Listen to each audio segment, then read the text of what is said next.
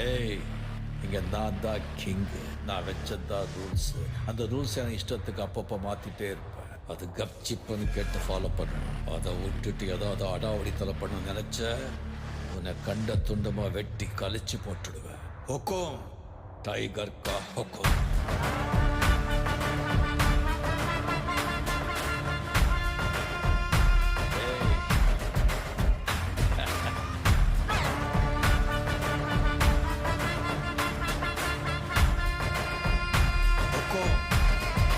Tiger கா ஹொக்கோம்.